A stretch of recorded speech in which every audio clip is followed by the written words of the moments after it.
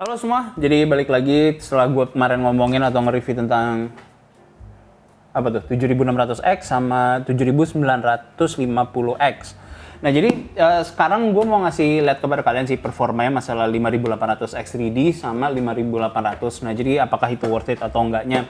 Nah karena sekarang semuanya kalian udah bisa lihat di Tokopedia. Ini sekarang gue refresh kepada kalian biar kalian nggak harus ngecek ke Tokopedia. 5800X itu ada yang ini ada orang yang ngejual tray, gue nggak tahu ya masalah warranty-nya kayak gimana. Gue nggak tahu langsung dari AMD atau cuma toko doang. Cuman yang tray ada harga 3, yang normal itu 4,3 yang sama box seperti mana ya? Seperti ini. Itu harganya 4,3 sampai 4,5. Jadi gue bisa bilang harganya benar-benar menarik banget dengan kalian bisa mendapatkan performa yang di 5800X atau di last gen. Terus ada 5800X yang ternyata harganya gue cukup kaget ya. Ternyata harga itu 6,7-an. Jadi 6,6 sampai 6,8. Ya udah gue average-in sekitar 6,7 jutaan. Jadi loncatan harganya itu emang lumayan tinggi. Nah, jadi mungkin yang jadi pertanyaan adalah seberapa penting sih 3D cache atau 3D V-cache-nya itu sendiri.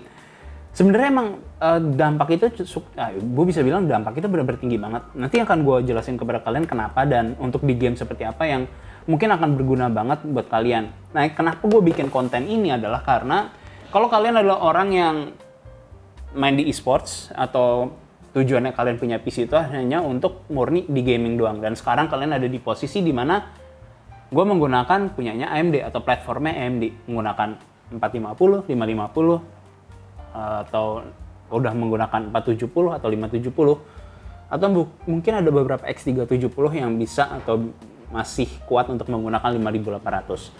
Atau misalnya kalian sekarang udah menggunakan Mobo tersebut tapi masih menggunakan prosesor misalnya 3000 series, 2000 series, atau bahkan mungkin sekarang kalian udah menggunakan 5000 series atau bahkan 5800 dan kalian mikir agak nggak worth it ya kayaknya kalau gue misalnya harus naik atau ganti platform keseluruhannya. Karena untuk saat ini dari harga yang gue lihat sekarang yang kalian bisa beli di online itu untuk si 670 ini untuk Mobonya doang yang paling murah gue temukan adalah 4,8 juta.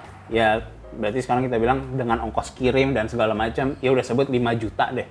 Itu punyanya ASRock yang TG Lightning. Jadi kita bisa bilang ini 670i yang bisa kita bilang bahwa agak di lower end untuk high end ya, atau ya untuk kelas high end-nya dia yang paling bawahnya. Terus kita ada yang paling bawahnya dari MSI itu Pro RS itu di 5,4. Terus punyanya Asus, punyanya mereka itu seri Prime itu 5,5. Dan yang paling mahal itu ada Aorus Elite punyanya Gigabyte. Dan itu menurut gue yang paling oke lah untuk kelas paling bawahnya. Itu harganya 6 jutaan. Nah, jadi overall kalau kita lihat di sini harganya berarti untuk kita totalin semuanya nih antara 4,8 sampai 6 jutaan untuk kita mendapatkan performance yang kita harapkan kalau kita misalnya mengganti platform. Terus kita lari ke DDR5. Nah, gue bilang 32 GB itu udah wajib banget. Alasannya kenapa? Terutama ini kita ngomongin dalam konteks kalau kita menggunakan PC kita hanya untuk gaming ya, bukan masalah produktivitas. Itu urusannya nanti, jauh banget itu.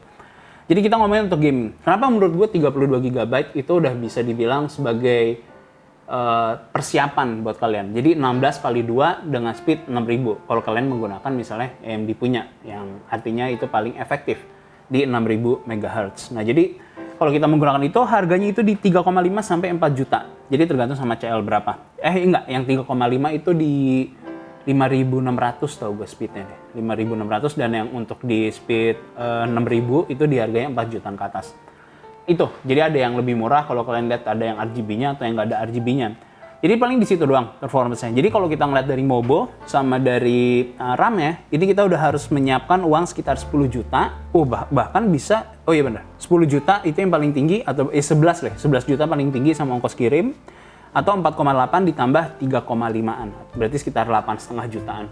Jadi itu yang harus price yang kalian perkirakan untuk ganti platformnya. Itu belum sama CPU-nya. Jadi kalau kalian beli sama CPU-nya itu sekarang di 7600 itu harganya 5,2 dan di 7950 itu harganya 12 juta.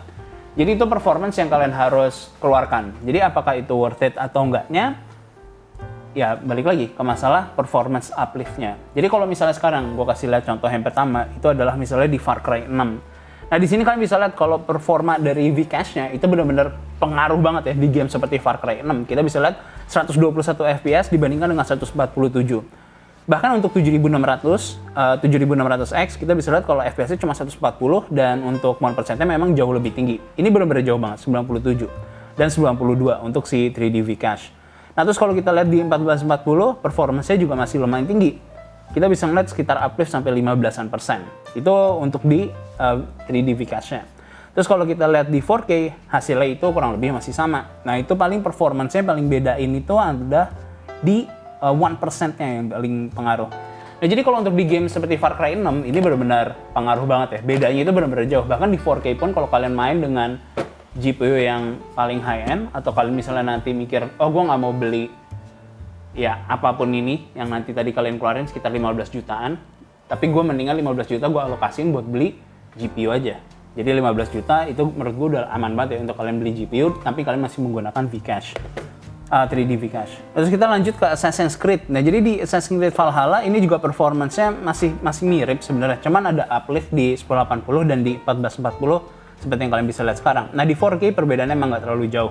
Bahkan gue bisa bilang di 4K itu benar-benar nggak ada perbedaan sama sekali. Nah, untuk di game seperti Shadow of the Tomb Raider, di sini hasilnya juga performanya lumayan tinggi. Jadi ada 231 dan 272. Jadi itu performance-nya benar-benar tinggi banget ya. 40 FPS perbedaan antara yang menggunakan V-Cache sama yang enggak, atau 3D V-Cache dengan yang 5800X yang biasa. Jadi performance uplift-nya menurut gua untuk game seperti Shadow of the Tomb Raider itu benar-benar worth it banget. Karena ya balik lagi, kita lihat harganya itu kenaikannya cuma sekitar 2 jutaan, tapi kalian mendapatkan uplift yang sangat-sangat jauh. Nah cuman ini nggak berlaku untuk di semua game. Jadi alasan utamanya ya adalah karena ya untuk game-game itu nggak semuanya memerlukan cache yang tinggi. Ini emang loncatan cache itu benar-benar tinggi. Ini 96 ya setahu gue ya. Dan ini 32. Jadi hampir 3 kali lipat cache yang dimiliki oleh si 3D V-Cache atau 5800X 3D.